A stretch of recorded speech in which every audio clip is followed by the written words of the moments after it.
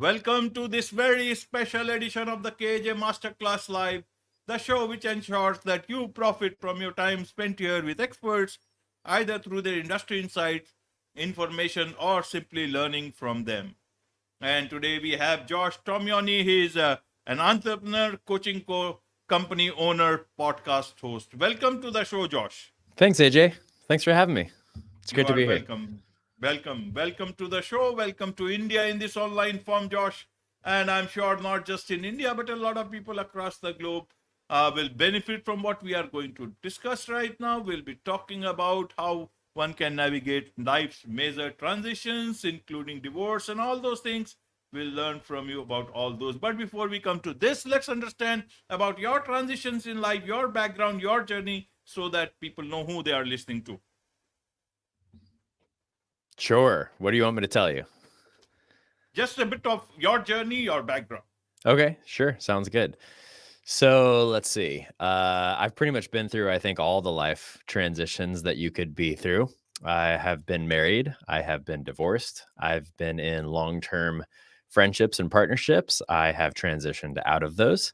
I've rediscovered different relationships as far as that goes. I have children. I had children in a marriage. I now have children being divorced.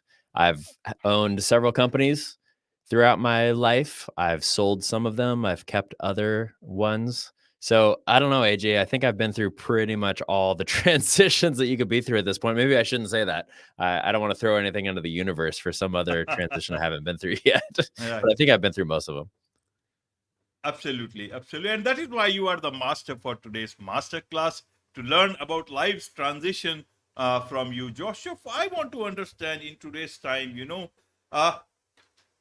have been through a lot of things, lots of transition, understanding of marriage, business, parenting, friendship, everywhere. You call it failure. I won't call it a failure in several aspects. We all have our own difficulties in every aspect of our life. So I want to understand, if we use the failure, and for men, it's a lot associated with nowadays, earlier also, even though women are looking for equality, which is right, they want.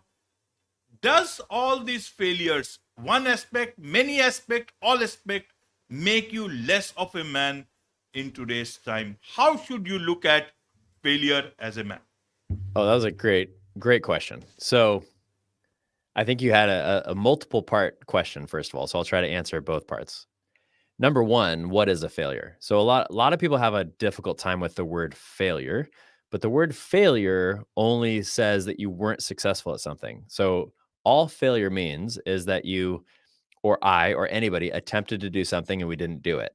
So that doesn't mean that we're a failure as a person. It doesn't mean that we're a bad person. We all fail at things. We all struggle with things. But I think a lot of people have a hard time with the word failure because they think that it implies that they themselves are a bad or evil or failing person. Does that make sense?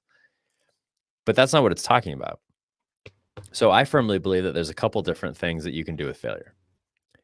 Anytime you come up with some sort of a quote failure or something that you were trying to do that you didn't do, there's kind of a T in the road, right? You can go left or right. So to the left is, well, now I'm going to feel really bad about myself. I'm going to feel shame. I'm going to feel like I'm a failure of a person. I'm just going to sit down and not try again because what's the point? Right? And then the other side is people that start actually enjoying failures. Like I'm finally at a point in my life where I'm starting to enjoy failures. Not that I'm a psychopath. I don't enjoy them per se, but I like when they come because every single time I have a big transition or a big failure in my life is when I learn the most, frankly. So back to your question about, well, if you're failing, does that make you less of a man? We talk a lot about men's issues on my podcast that I host, and talking a lot about men being authentic and vulnerable in their real selves, especially in a world where being a man, and I don't know how this is in India. I've never been to India. I would love to go one day. But I know that in America, where I am right now, there's a lot of talk about just being a man or being masculine is bad or evil, or, it's not what it used to be, where it was actually good to be authentically a man. So I know a lot of men struggle with that. So back to your original question, well, if I keep failing or if I'm going down these failure paths, does it make me less than a man? Maybe. I think it goes back to my T in the road example. If you are a man and you fail at something, in other words, you just tried to do something you didn't succeed, and then you give up, you never try again, and it becomes your identity. Like, oh, well, why would I even try to do anything? I'm just a failure. Well, does that make you less of a man? I mean, probably, yeah. I shouldn't even say probably. Yes, it does. You're not living in your true masculine identity if you're just going to give up on that. But where I see the most respectful, wise men I've ever met in my life are the ones that have failed over and over and over and over again. And every single time they do, they learn something from it. They become a healthier version of themselves. They try to figure out what was their part in it. Not that they're going to take responsibility for all of it, but what's my part in it so that I can fail forward. Absolutely fail forward. So is it for to be a man in today's time? What is a true man? And you talk about that you should keep trying.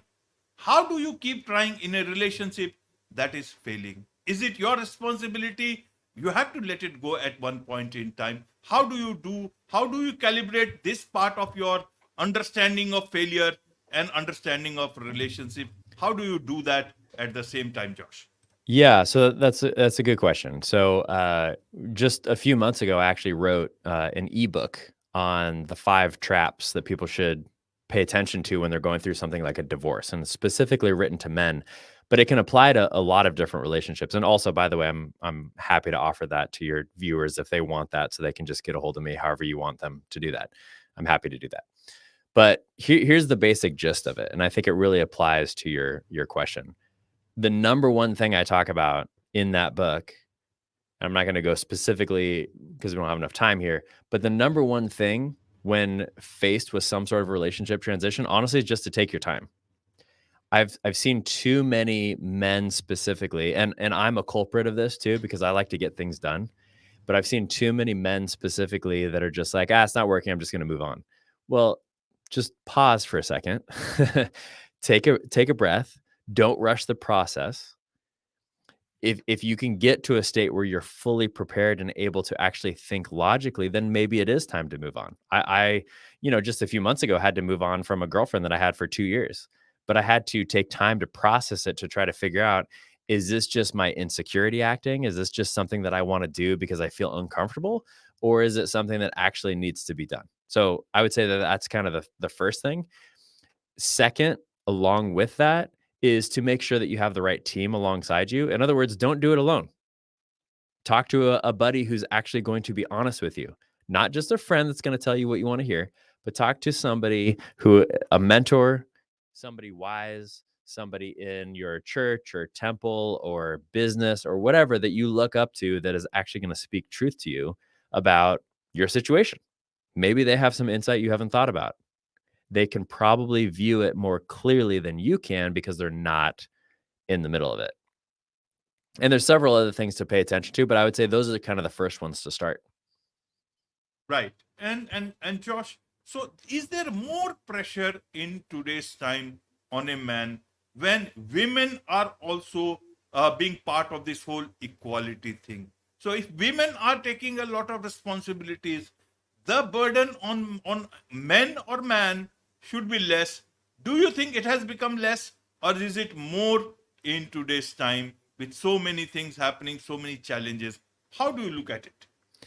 That's a good question. And I would say, no, it's absolutely not less. This talk of it being less because of the fact that women are doing more, I just think is inaccurate. So let's just start with this. Are women expected to do more in our society today than they were 50 years ago? 100% yes, they are. Because before, it was okay if a woman was just at home, they were raising kids, they were cooking, they were cleaning, they're doing kind of that traditional thing. Now they're expected to do all that, plus work, plus put food on the table, plus all these other things. So I'm not saying it's gotten easier for women. It has not. And frankly, I feel sorry for my sisters because of the fact that they have so many expectations of all these different things that they have to do now. And what I have found with a lot of my friends that are female is a lot of them, even though they don't want to admit it, because it's almost something that you can't admit now in society, even though they don't want to admit it, there's a big part of them that actually wants that kind of traditional female role because it's just that way they can focus. Now, going to men, we could say the same thing. Back in the day, like my dad's generation, as an example, my dad's 84 years old. My dad's never changed a diaper in his life. I don't know if he's ever done a load of laundry in his life. He's barely cooked anything in his life because he came from that generation where he worked his butt off, he brought home money, and then he wasn't responsible for anything else. He wasn't responsible for raising the children or doing things like changing diapers and doing homework and that sort of thing. That just wasn't common in my dad's era. Again, being 84 years old, you can kind of do the math on when he grew up. That being said, I think there's an element of that maybe that was easier because it was more focused. But I also think that now men, from my experience, most men that I know and most women that I know expect men to still go to work, still bring home the money. Not that they're the only one bringing home money, but obviously bringing home money and change the diapers, watch after the kids, pick up the kids from school, yada, yada, yada, yada. So I don't think it's gotten less for men at all. I think it's gotten more confusing, is what I'm going to say. And this is not going to be a popular opinion right now. And I'm okay with that. Because with all this talk of equality, equality is not accurate, by the way. Men and women are not equal. That does not mean that they're not equally important. It does not mean that one is above the other. That's not what I mean by that. Both men and women are equal playing field as far as their value in humanity, but they're not equal. They're just not. You are not going to find a woman that can dunk the basketball like LeBron James because women aren't built that way. We're just different. And there are things that are amazing that women bring to the table that are so amazing that men do not, and vice versa. So frankly, I really think we need to stop having this conversation about the fact that men and women are equal. They're not. Let's celebrate our differences. Let's celebrate what is unique with both of us. Because if we don't, what ends up happening is that we're all expected to do everything and we're all miserable. Men are expected to do all these things. Women are expected to do all these things. And guess what? They're both miserable because they're still not living in their true identity of like who they are and their true masculinity or femininity. Right, Josh. And talking of masculinity, then why are we talking of masculinity in a time when you wanted men to do so many things at the same time, and they started doing a bit of more of these things, and now they are talking about bring back masculine men. What do we want? What does the society want? Because men don't know what others want. Perhaps you would be able to tell what should they want for themselves, Josh. What should men want for themselves? I mean, it's hard to answer that in terms of all men of all time, right? We're all in different situations, different circumstances. Just because you're a man doesn't mean that. But what I would say is that there are several, and this is far too much for this podcast right now, but there are, I would say, several traits that are pretty unique to men to start looking at living out in their life. There's several good books that I could recommend on this, but you're talking thousands of pages to try to sum. So I am not a good person to sum this up in one sentence. But what I will say is that what I see as probably the biggest problem with the men that I coach is that they feel unwilling to live in their true, authentic selves because they're more concerned about what society is telling them a man is versus how they feel, what their gut or their God tells them to do. So, as an example, a man being courageous and being a protector and helping women and children, something that is innately inside of all of us. I have never been in a war zone, thank God. I feel very grateful for that. But people that I've talked to, and they all have something very similar. When there's women and children that need to be protected and need to be helped, they want a man to show up. They just do. They don't want a woman to show up. And there's nothing wrong. Again, that doesn't make women bad. It just is what's in our DNA. We are there to protect and love and care for women.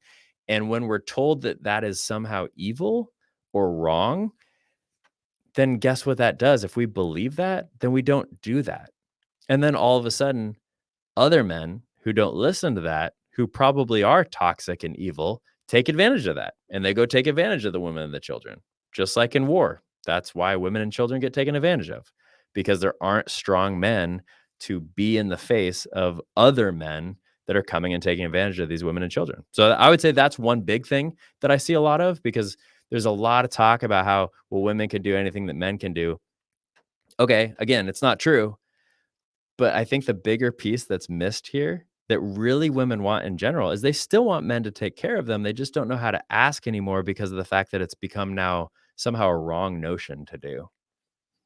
Right, right, Josh. So there is a lot of talk of masculinity, but there is less talk about femininity. If there used to be talk of feminism, it still does, but that came out to be very different. The world became a bit different under that, under with those words, and people understood it their own way. And now we are asking masculinity to be back, other things to be back, but femininity also remains a bit under the radar. How do you like to see that, the feminine part, as a person who is much more masculine, which a lot of people say, which we used to be there in the earlier times? Yeah, so good question. So first of all, let's just define things for a moment. Every man has masculine and feminine energy. Every woman has masculine and feminine energy. There have been several studies on this, and obviously that's something that's difficult to study. But there is one book in particular that I read several years back, and what they talked about in their study is that 80% of men have primarily masculine traits, 80% of women have primarily feminine traits. So let's just assume that that's true. In other words, most men are mainly masculine, most women are mainly feminine. Not all, obviously, just most. Where I think we get into a lot of trouble in society is where the mainly masculine men don't live out authentically their masculinity, and the mainly feminine women don't live out authentically their main feminine energy. And the reason they don't do this a lot of times is pressure from society, friends, family, etc. And what it ends up happening is that women who are primarily feminine have to act out of their masculine energy. And men who are primarily masculine often act out of their feminine energy.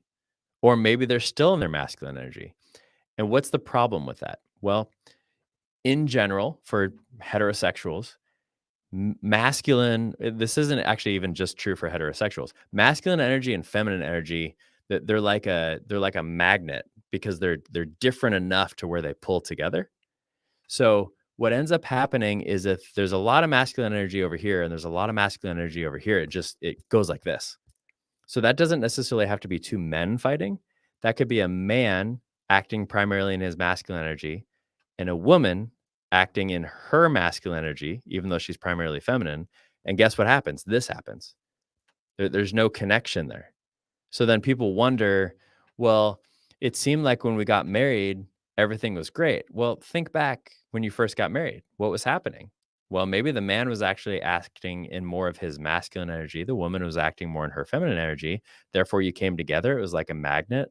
And then somewhere along the line, the woman was told that now not only do you have to do all your feminine things, you have to do everything else. You also have to go to work. You also have to kick my ass because I'm just sitting on the couch eating potato chips all day long. You also have to do all these different things. And now this woman has to live in this unhealthy masculine energy she doesn't feel comfortable with, but she feels like she has to be there. And the man doesn't want her to be there either, because now he's hitting it with his masculine energy. And then guess what? All of a sudden, well, now we don't really feel like we love each other anymore. Now we don't really feel connected. We don't really feel like our communication's very good. Our intimacy goes down. And then that happens for a while. And then maybe the man meets another woman that's more feminine. And now he's like, why am I married to this woman? She's not even bringing any feminine energy. Or maybe the woman does the same thing. And that's where all these divorces and everything else come from, because people aren't living in their true authentic energy. Does that make sense? Absolutely. It certainly makes sense, a lot of sense. And that is where I'll bring this word failure once back. Josh talked about failure. Why is this word failure more associated with men? They'll tell you failed in business, you failed in work, you failed in relationships. But it's not that women do not take the blame, but a lot of things do not fall under failures for women. Or is it that I am wrong? I do not have maybe relationships, but not that you have failed in life, you have not done anything in your work. If they do, that comes as a bonus, as a big advantage, as a big badge they can carry. How do you look at this part between men and women today? Yeah, it's a good question. I mean, I don't from my experience, it's not like it's more okay for men to fail versus women to fail. I don't know if I agree with that. However, what I would say is that from my experience and what I've seen from especially the men that I coach, is that there generally tends to be more societal acceptance for a woman getting help with whatever she needs help with. So, as an example, at least in my country, maybe in yours, maybe not. I don't know. But in my country, it's a lot more open. If a woman is saying, "Hey, I'm going to go see a counselor or a therapist or a psychologist," for the most part, people are like, "Oh, that's great. You're working on yourself. That's fantastic. Wonderful." If a man says the same thing, it's often met with, "Well, what's wrong with you?" Or "What did you do?" Or "What did your wife catch you doing?" Those are usually the questions. It's not usually the response isn't usually, "Oh, good for you. That's great. Glad you're working." For whatever reason. I don't know why. I don't know why women seem to get this response and men seem to get this response. So maybe that's why. I don't think women in general see it as failure. It's like, "Oh no, I'm just working on myself and I'm doing this therapy and I'm doing all this healing work, etc." And all women are like, "Oh, that's great, fantastic." But men are seem to be held to the standard of, "Well, you got to figure out your own stuff. You can't let anybody else help you, let alone somebody that you're going to pay to help you." So, I would say one of the hardest parts of my work, AJ, honestly, is just getting men to a point where they're actually open to having a real, authentic, vulnerable conversation with somebody, realizing maybe this isn't something I can just fix myself. And I'm a fixer. I'll raise my hand too. I get it. I try to fix my own stuff a lot of the times as well. But for whatever reason, it seems like there's a bigger barrier to entry for men to do that than there is for women. Absolutely. And that brings me to your coaching. What is it that men are coming to you generally today's time? Are there women also who come to you for your for being your client? Yeah, good question. So I work primarily with men. Let me rephrase that. I work only with men when it comes to coaching. Does that mean that women don't come to me? Absolutely, they do. I think more women listen to my podcast in general, even though we're talking about a lot of men's issues, because women are just as interested in men's issues as men are. They're just for the man in their life, right? So we get plenty of women. I get more comments on social media from women than from men. So there's definitely a huge desire for women to get this. But again, I think at least the reason I decided to focus exclusively on men and them going through the transitions they're going through, things like divorce and other big life changes, is because there's, I think, so much more of a need for it because it's so much more accepted for a woman to get all that. And I don't hear a lot of strong, healthy men saying, "Hey, men, it's okay for you to do this also." I look on social media and I see all these men, and most of the time the focus is on like, what does your body look like? Do you have a six pack? Are you working out? And that's one of multiple things we got to like. What's your spiritual life look like? What's your mental life look like? It's not just your physical life. But again, that seems to be more acceptable if you're a woman to look at those things than for a man. So the biggest, I would say, hurdle a lot of the times is men just being willing to admit, like, "Hey, I'm actually going to go talk to somebody about this, or we're going to have a conversation." And we're not sitting around singing kumbaya when I'm coaching men. Like I speak to men as masculine as they want to be spoken to. You can tell, like the energy I bring. This is the energy that we have. So it's not this like sit around and suck my thumb and have therapy together. That's not what we're doing. We're trying to produce action, but I need to cut through the BS in your head first to figure out what limiting mindsets, what's keeping you from even being open to telling me what's going on first. Absolutely. There is so much to learn from you, Josh, about life, about relationship, about accepting failure, fighting failure, and finally getting a lot of success. So I want to understand then is that with so much of wisdom, with so much of a good head on your shoulders, why do you call yourself the ultimate derelict? And also, you have named your podcast. A lot of you have listeners for that who call it the Derelict Podcast. It should be a very much loved man and very much loved podcast. I appreciate that so much, AJ. Well, I'll just tell you briefly kind of where I came up with that name from. So the reason I came up with the name is the word derelict. It's hard for a lot of people to even say. It's derelict. And you did a great job, by the way, saying it. I'm just saying a lot of people get confused with the word. But the word derelict means outcast or disparaged or broken down. In terms of nautical terms, it means like a broken down ship, like a shipwreck. So why did I pick that? Well, the reason I picked that is because I'm specifically speaking to men who feel a little outcast, a little disparaged, a little bit like I can't actually bring my true, authentic masculine self into the world. That's who I'm speaking to. That's who I think I am. That's who I think a lot of people are. And it's not a bad thing. It's just let's bring healing and energy to that. Let's bring healing and energy to that. So yeah, thanks for asking. And I appreciate your compliments. Very kind. I don't know how wise I am, but I do my best. Wonderful, wonderful. As I said, there is so much to learn from you, Josh. So for those people who would want to learn more from you, about your podcast, about your coaching, what's the best way for them to connect with you?